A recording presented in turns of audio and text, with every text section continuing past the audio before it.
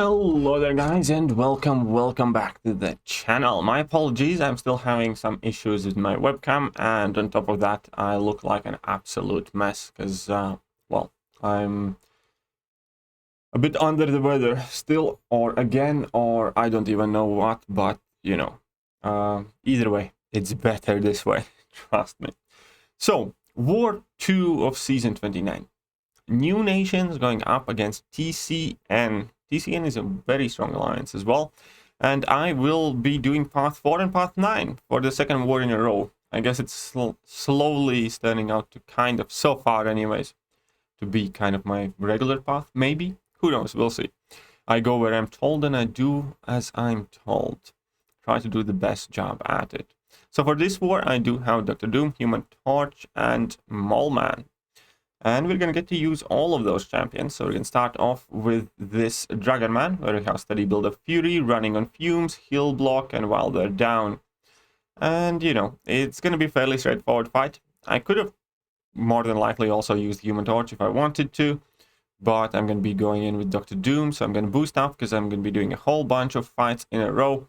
Unfortunately, I can't quite do all of them in one go, because I also need to do the find that opens up section 2 on the right side.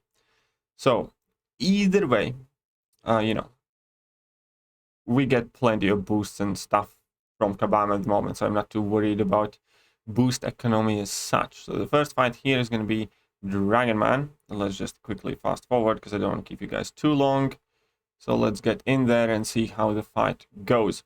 So immediately he starts off with a Fury buff, obviously because I do have a debuff on me. However, I get a passive Fury there because why not? And the entire plan is to make sure I don't hang around too close to him for too long, that I drop my level 1, activate my aura, and then get to level 3 and just get him in the Doom cycle, and that should be all she wrote. Whether I will have some sort of damage dampening debuffs on me or not, you know, it's not the most critical thing. Once Dr. Doom gets to his level 3, then vast majority of the fights are, well, pretty much decided at that point. So here we go. He's at 48%, and I'm gonna go for double medium, 3 lights, and we can see that I nearly overshot the power bar, so I changed up my combo on the fly so I wouldn't be stuck without a level 1, without an ability to power drain him. And then I'm just going to go for another level 3. This is one of the very few Doom fights where you actually get to do 2 level 3s. It doesn't happen too often in Alliance War. And look at that, he actually survived with 2%. But, you know, 1 hit after the level 3. The job is done. Next up, I'm going to have this Invisible Woman fight. Let's move up quickly to her. I'm going to be activating a 3-minute boost here. I think it's going to be invulnerability boost because I kind of wanted to feel extra safe against the Professor X and encroaching stun that I'm going to be taking. And, you know, we're getting these boosts thrown at us every week. We have several in overflow, so why not use them? Absolutely no reason not to use these 3-minute boosts, even if you think they're not all that needed. So here at this point I had 8 Monster Mass because Invisible Woman was so kind to put some debuffs on me. And after like 1 combo, half of her health is already gone, so I'm just gonna block, go unstoppable, counter her immediately, and this level 1 will finish the job. Super quick fight. It was over like 20 seconds. So yeah, Mole Man's an absolute beast. Love that guy.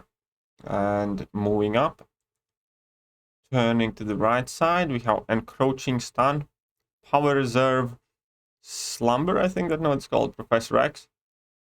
And this is a perfect job for Human Torch. So the plan is to basically just nuke him down. I will actually almost make a mistake, but remember I still have the Indestructible 3 boost active as well. So either way, the plan is just to try and put on as many Nova Flames as quickly as I can on this guy. And I know for a fact that Professor X does not have the largest health pool. The one kind of tricky thing with Professor X is that you can only parry his first medium. So ideally, I want to drop like 2 hits and then dash back in order to force him to run in at me. And soon I will make a mistake. I think here I should have either slowed down my combo or not thrown my level 1 as quickly. But luckily enough, I still had enough power for the second level 1, and I managed to drop it in his block in order to avoid getting stunned. And here I just decided to go for it and finished off the fight with another level 1. So it wasn't perfect by any means. I did mistime that first level 1, but you know, I kind of refocused quickly enough, and nothing bad happened there. So not too bad. We have made it to section 2. All of my champions are perfectly healthy. At no point I was really at the risk of dying. Even if I had messed up in the previous fight, I still had the indestructible 3 boost. He was still burning down, and had he started striking me, thanks to all the extra smolders that I get, he would get several no flames placed on him as well, and you know, he would be dead. That's all it would be. So next up here we have Stunning Reflection, one-eyed open. So I do not want to do any damage on this guy, even if I manage to stun him, which I can do only when Stunning Reflection is on cooldown. But at the same time, I am free to do whatever I want meanwhile. Now, Stunning Reflection now was on cooldown, so it was absolutely safe to throw that level 3. Nothing bad would have and will happen to me. The critical part is I can't attack him afterwards now. You see? That damage there. Here, however, I will make a mistake, where I will use my level 3 when Stunning Reflection is not on cooldown. Obviously, I'm going to do a significant amount of damage till then. But since Stunning Reflection also reflects passive stance, yeah, that's right, I'm getting stunned here. I am getting stunned. And he's going for level 3.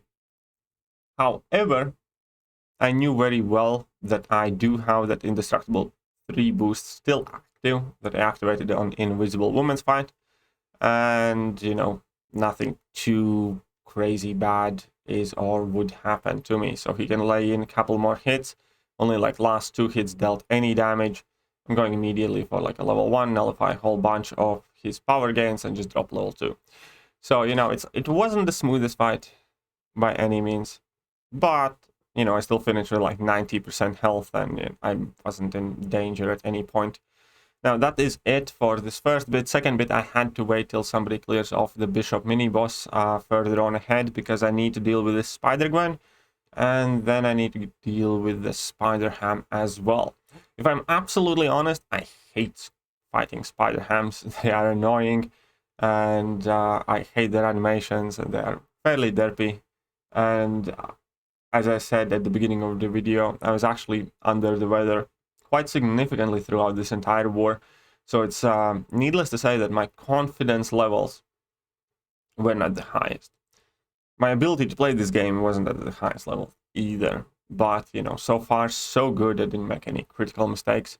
And I was genuinely worried for these couple of fights, to a point where I actually went and changed my masteries, and I put on Liquid Courage Double Edge just to help out that Mole Man a bit more. I'm also going to use Advanced Power Boost, start with 1 bar of power to help out my Mole Man, to make sure that he has enough charges, because the plan here is, I don't even really want to enter the frenzy. The plan is just to, you know, capitalize on the true accuracy that Mole Man has, and capitalize on those unstoppable buffs that I can use to gain easy openings without having any need to intercept, whilst being, like, you know, super safe and not leaving myself any room for errors, basically, or not giving myself any opportunities to make errors, I should say, because that is the critical point. As I said, I wasn't overly confident. I wasn't feeling too well in this fight, so I didn't want to have to intercept and do things like that. I just wanted to be as safe as possible, so I never actually entered the frenzy high damage mode in this fight. But with class advantage, and in itself, Mole Man has more than enough damage to close these fights out. And next up, we're going up against this Spider-Ham here, and it is also Stunning Reflection. So I'm not a fan of those nodes. Now I'm thinking, which heal should I use? And I think I'm just going to end up using one with the 6,000 HP heal. But I didn't want to waste the 14,000 big potion. But, you know, I probably didn't even need to bother. But, you know, again, better safe than sorry. And I still have the Advanced Power Start boost active here. and that's wonderful. That's going to be super useful, because again, the main plan is just to make sure he doesn't evade. So past that, I just want to use my unstoppable to gain openings, have absolutely no risk. If he's going to place any power things, any towns on me, then, you know, Mallman's abilities, I can shrug it off, which is perfect. And then if I do enter frenzy at any point during this fight, then I can use that to just quickly finish out the fight. So again, he goes for another level 1. I do have like 6 charges here at this point. And now I realize that, and I'm just gonna take 1 hit on a block, enter frenzy, stopping all of his evades, dropping a level 1, and that will almost finish this fight out. He's completely bleeding, and he's dead. And that was it for my contribution to this war. You know, some fair amount of fights, nothing too crazy, nothing too spicy, and that's how a war should be. That's how a war should be, in my opinion. You do what you're told. Don't take any chances unless you absolutely have to. Make sure you have good to best possible counters for the situation, and always remember, better safe than sorry. When it comes to the result of the war, well then, it was again a bit of a shit show of a war.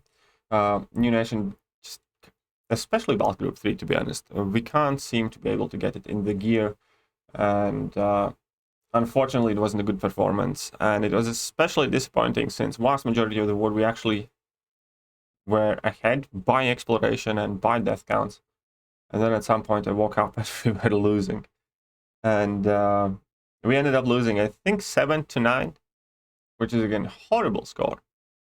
Horrible score. Not much else to say. Hope we get our ducks in order. Hope we eliminate these silly mistakes, because in these top tier wars, it's not about being like super skilled. It's about being careful. It's about doing all the little things, making sure your mastery setup is appropriate, making sure you know what the fight strategy is going to be, making sure you use the boost that you're meant to be using, making sure that you fight when you are at your best. And the team that doesn't do it, the team that has less discipline, typically loses. That's pretty much all it comes down to it. There are a handful of hard fights on these maps that are typically done by like 1 or 2 players that are genuinely skilled. When it comes to 80+% of the fights, they're very basic, very rudimentary, over in half a minute, or even if they're not, they're very low risk. But it's just about the discipline, which unfortunately seems to be lacking. But, you know, it's still very early. It's first 2 wars. Bad start of the season, but, you know, all the better story to be made if sticks are pulled out of the asses and everything gets in order. Anyways, so that is it. New Nation, horrible start of the war. 0-2, lost to GT40, lost to TCN. Hopefully we can turn it around, but that is it for now. Let me know if you liked the video, and I'm gonna catch you guys soon. See ya.